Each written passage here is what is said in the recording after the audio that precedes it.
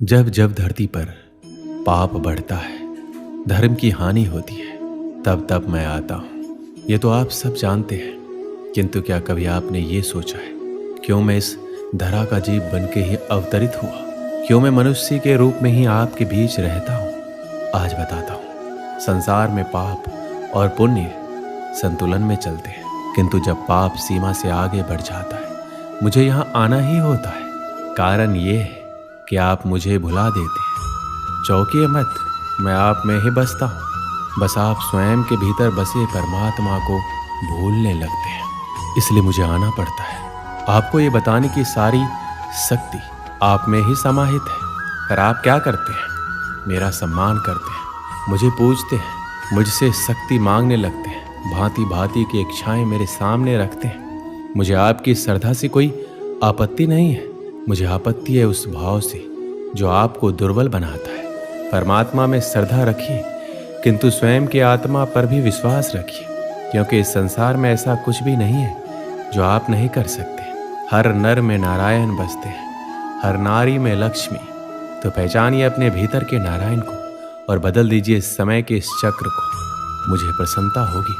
मेरे अवतार लेने का वास्तविक प्रयोजन आपको समझ आया तो शंका त्याग कर शंकर बन जाइए, अन्यथा कंकड़ के समान रहना होगा। एक बार सच्चे दिल से बोलिए राधे राधे। श्री कृष्ण कहते हैं, कभी आपने सोचा है इस संसार में हम सबसे अधिक किससे जुड़े हैं? अब कोई कहेगा माता पिता, कोई कहेगा मित्र, कोई कहेगा पत्नी, तो कोई कहेगा संतान। नहीं, यदि इस संसार में हम किसी से जुड़े हैं तो वो है समय। समय ही हमारा भूत है, समय ही हमारा वर्तमान है और समय ही हमारा भविष्य है। और हम क्या करते हैं? सबसे अधिक जुड़े समय को, सबसे बहुमूल्य संपत्ति को हम नष्ट कर देते हैं। कोई भविष्य के ऊंचे सपनों को बुनता है, कोई बीते कल को कोसता है, किंतु तनिक सोचिए, बीता कल आपके सोच विचार करने से बदलने नहीं वाला।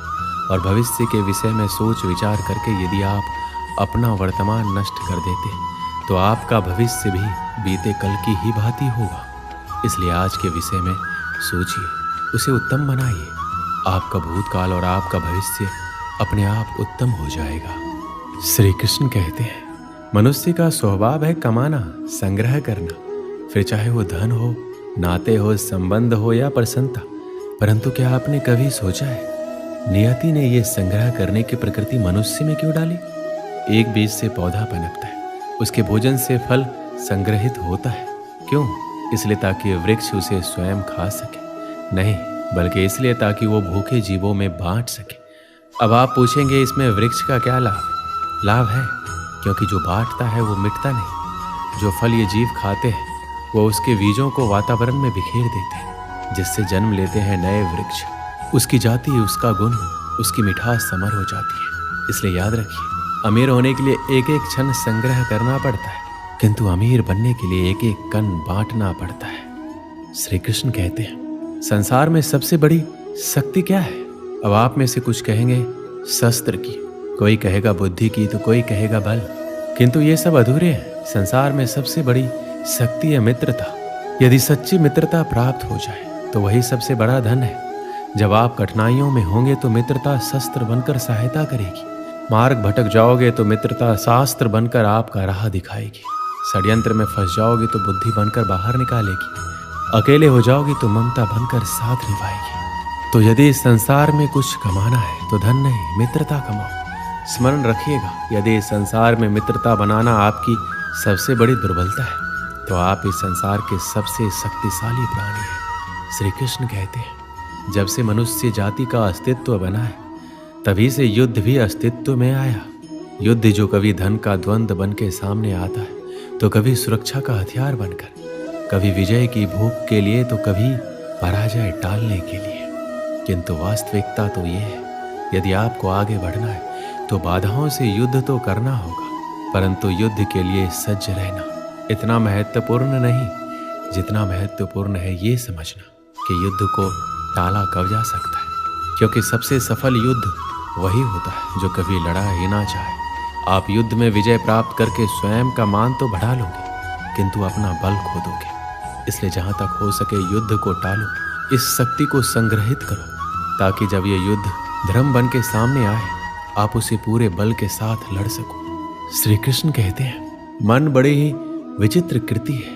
यह मन शरीर के किस अंग में बसता है कोई नहीं जानता, किंतु संपूर्ण शरीर इस मन की इच्छा साकार करने के लिए प्रयास करता रहता है। अब यदि मन कुछ खाने का करे तो व्यक्ति उसकी इच्छा साकार करने का माध्यम ढूंढता रहता है। अब यदि मन किसी को शत्रु समझ ले तो व्यक्ति उसे नष्ट करने का हर संभव प्रयास करता है। अब यदि मन किसी से प्रेम करे तो उसकी प्रसन्नता के लिए हर सीमा लांघने के लिए सज्ज रहता है। परंतु जीवन सुखद हो इसके लिए यह आवश्यक है कि मन खाली रहे, जैसे एक बांसुरी की भांति। भीतर कुछ भी नहीं, ना राग है ना द्वेष, तब भी तार छेड़ने पर स्वर निकलता है। इसी प्रकार मन को भी भावनाओं से मुक्त रखना आवश्यक है। स्मरण रखिए, मन में कुछ भरकर जियोगे तो मन भर के जी नहीं पाओगे। श्री कृष्ण कहते हैं, एक पिता के लिए उसकी संतान गर्व है, उसका अहंकार है, और संतान के लिए उसका पिता उसका आदर्श, उसकी प्रेरणा। बिना कहे पिता संतान की हर इच्छा समझ जाता है और उसे पूरा करने की चेष्टा करता है। दूसरी ओर संतान सदैव प्रयास करता है कि अपने माता पिता को गर्वित करता है, किंतु ये बंधन है एक स्थान पे आके टूट जाता है। तब जब संतान स्वयं की इच्छा से अपने जीवन साथी चुनना चाहे, क्यों? कारण है संवाद की कमी। जब बात आती है संतान के विवाह की तो माता पिता सोचते हैं इसमें संतान से पूछना क्या, हम उसके लिए कुछ अनुचित तो चाहेंगे नहीं, और संतान का ये मानना होता है कि उसका भविष्य चुनना उसका अधिकार है। दोनों आपस में दुखी रहते हैं, किंतु बात कोई नहीं करता। होना ये चाहिए कि माता पिता को स्नेह के साथ संतान की इच्छा समझ लेनी चाहिए और संतान को उसी विश्वास के साथ माता पिता को विश्वास में ले लेना चाहिए। एक बार संवाद करके देखिए, वर्तमान और भविष्य दोनों ठीक हो जाएंगे। श्री कृष्ण कहते हैं, हम में ऐसा कोई नहीं होगा जिसने वृक्षों को नहीं देखा होगा, वृक्षों पर पक्षियों को ना देखा होगा, इनके घोंसलों को ना देखा होगा, इन पक्षियों को अपने छोटे छोटे बच्चों को भोजन कराते ना देखा होगा। ये संसार का सबसे ममत्व वाला दृश्य होता है। चिड़ियां दूर से अपनी चोंच में दाना भर कर लाती है, असक्षम संतान की चोंच में डालती है, स्वयं भूखी रहती है, निस्वार्थ निश्चलता, और संतान के पंख निकलते हैं तो उसे उड़ना सिखाती है और उसके पश्चात उसे स्वतंत्र कर देती है अपना जीवन जीने के लिए। इस आकाश में उड़ान भरने के लिए हम मनुष्य क्या करते हैं? जिस संतान को हम पंछी की भांति पालते हैं, उसके पंख निकलती है, हम उसे बांध देते हैं ये सोच के कि कहीं वो दूर उड़कर ना चला जाए। ऐसा नहीं है। इस स्थिति में माता पिता को संतान से प्रेम नहीं है, अवश्य है, किंतु इसमें प्रेम पर मुंह भारी पड़ जाता है जो स्वयं अपने और संतान के बीच में बाधा बन जाता है। हम ये भूल जाते हैं कि हम केवल जन्मदाता, भाग्य विधाता नहीं, और जब प्रेम मोह में आ जाए तो वो प्रेम नहीं स्वार्थ बन जाता है। इसलिए प्रेम को पास रखिए और मोह को दूर, क्योंकि जिससे प्रेम करते हैं उसका विकास नहीं रोका करते। बरसात के दिन आने वाले थे। चिड़िया का एक जोड़ा घोंसला बनाने के लिए पेड़ तलाश कर रहा था। उड़ते उड़ते वह जोड़ा एक नदी के किनारे पहुंचा। वहाँ कई पेड़ लगे हुए थे, उन्हें वह जगह अपने लिए उपयुक्त लगी। एक पेड़ के पास जाकर वो विनती करने लगे, बरसात के पहले हमें अपना घोंसला बनाना है, कृपया करके हमारी मदद करें। अपनी एक टहनी पर हमें घोंसला बनाने की अनुमति दे दें। पेड़ ने उन्हें इनकार कर दिया। पेड़ के इनकार से चिड़िया के जोड़े को बहुत बुरा लगा। जाते जाते वो बोले, इतना अहंकार अच्छा नहीं है, एक दिन तुम भी टूटोगे और तुम्हारा अहंकार भी। पेड़ कुछ कह पाता उससे पहले वो उड़ गए। उड़ते उड़ते वो नदी के पास स्थित जंगल में पहुंचे। वहाँ एक पेड़ से घोंसला बनाने की अनुमति मांगी।